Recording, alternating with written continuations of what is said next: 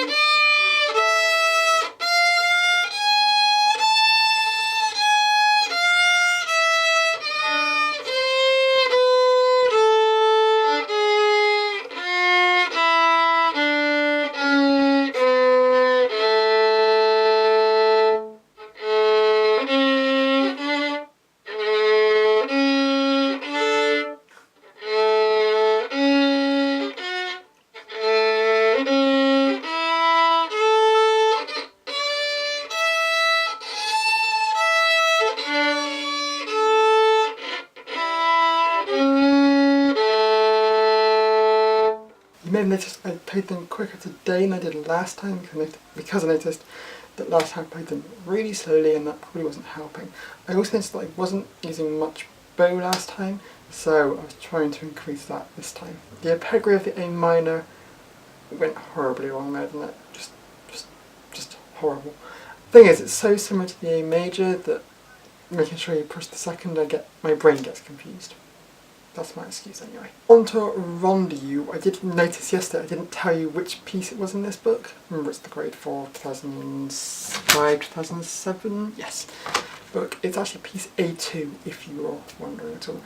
I'm not going to play through the whole thing for you now because you've already heard the whole thing and its nastiness. What instead I'm going to do is focus on the second, or lines 3 and 4.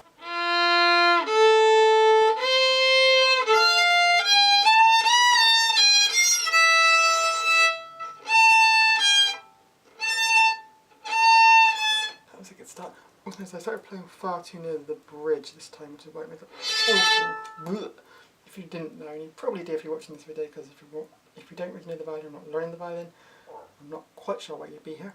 But you're meant to play in as straight as possible line,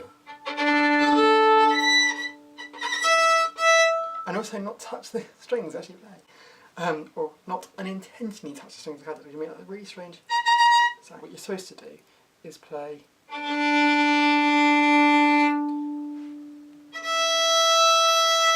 in a parallel line to the bridge and roughly in the middle. If you keep it straight and use as much bow as possible, it's supposed to produce a nice sound. That's the theory. It normally sounds okay on the open strings, but when you put your fingers down, things start to go a bit pear-shaped with me. So watch out for that. If I start doing that, which I know I do very often, I saw it in the other video as well,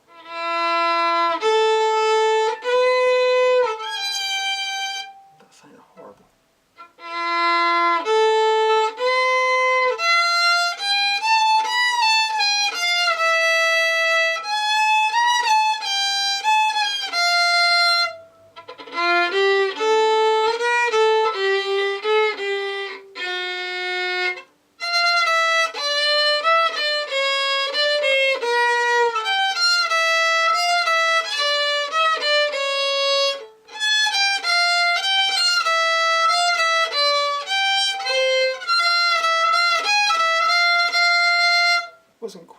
as you've probably guessed. In these notes, I'm not sure what the first three are okay. Next part starts going a bit squeaky.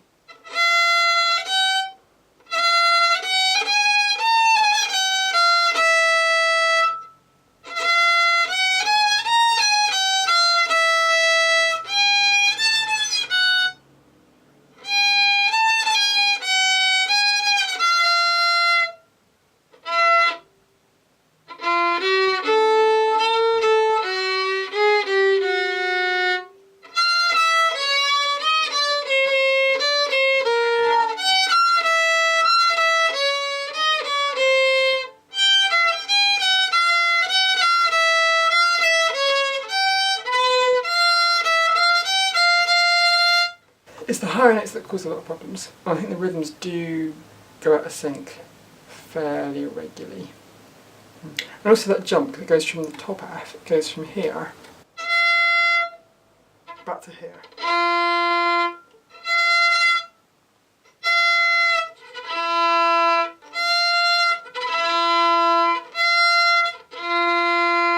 And so also that bar.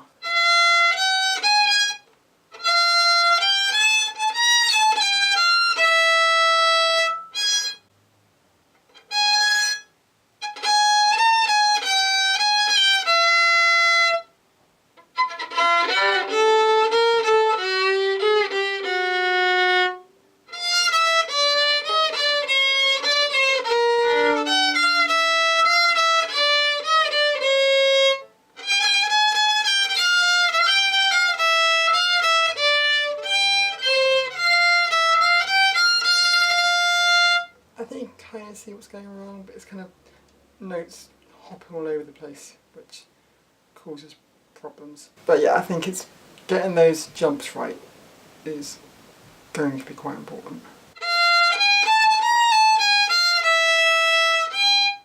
Just see. Okay, let's try that all again, or I'll stop recording now. Just play it through it all, and then move on.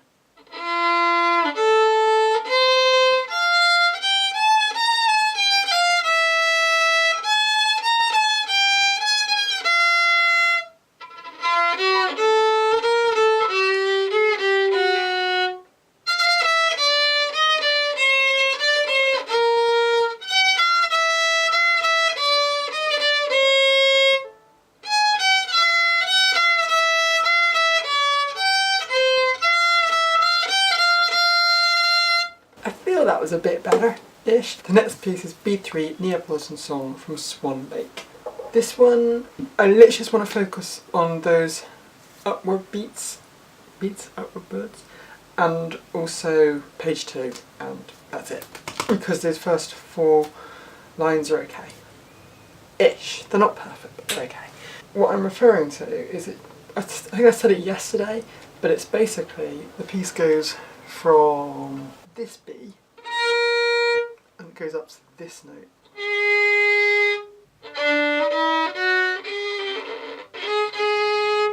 So it's like, it's not that bow.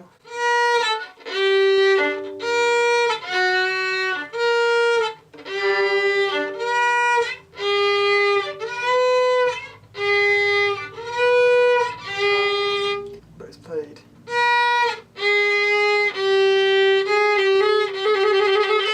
How does that sound?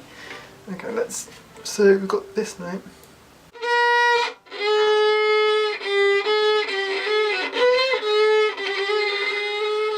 That sounded all funny. I noticed that the bow went. It still sounds okay, but it just makes things very hard to play, and it will, when you start putting notes down, start sounding really, really rubbish. If you play on the open strings and just forget about holding notes down, what you want to do is kind of bow so that you can feel a kind of stretch here. If you do it like that, the bow's kind of following kind of arch, and you don't want that. What you want is the bow to run parallel, straight. And you can feel that if you kind of put your hand there and put the bow against it, you can kind of feel as the bow moves up and down, when it gets to the bottom, like this point, you can feel You can feel the arm stretch down there. You can feel it just about there. It's stretching, and that's what you want to feel every time you play. So you can go down, it goes like stretch, up, stretch. It doesn't always work, because obviously there's so many things to think about in playing the violin, but that's what we're aiming for. So you play on the open notes, just say an A. It should.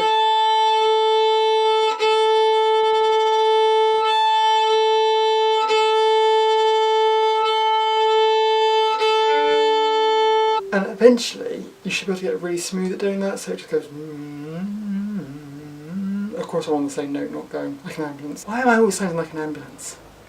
Don't mean to. But that's how you can. That's a way of making sure your arms keep straight. Also, playing in front of a mirror helps as well, because you can kind of then see and check yourself that you're playing. So, that note again. So you've got the B.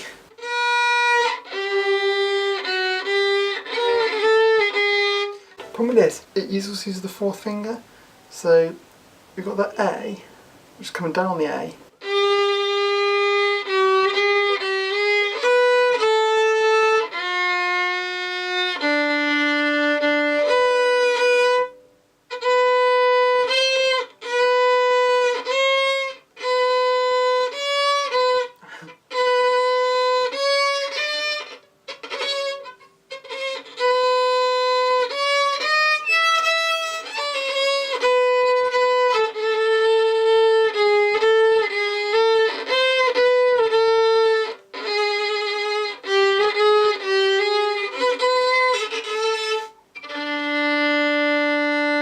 You see as I leave concentration track from one thing to another, the bow kind of goes out and all that kind of stuff. It happens a lot. We'll keep working on that. I think we're going to focus on that again tomorrow as well. Let's have one little run through the second part of that page as well, just so we can say we've actually run through it, because I've got to make tea. I've got to make dinner soon, so...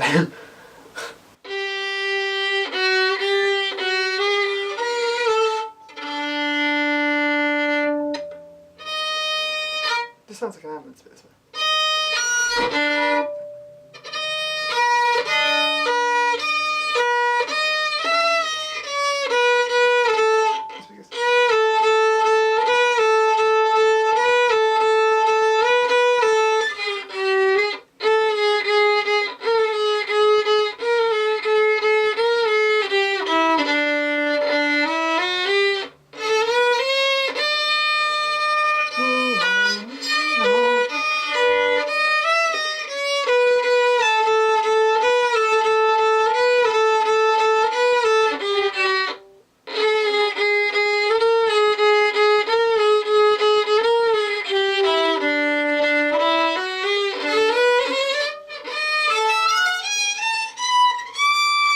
We could say we got to the end of the piece if it weren't a bit squeaky bit out of time and all the rest of it. I don't think there's anything particular to recommend with Dry Maggie apart from just speeding it up. So I think I will probably give another performance of that later in the week rather than just showing you it over and over again. What I will do though is show you the Disney, because I haven't showed you Dry Maggie, I will show you the piece from the Disney book I've been working on at the moment. Please don't expect too much from it, because at the moment it's sounding like nothing on earth.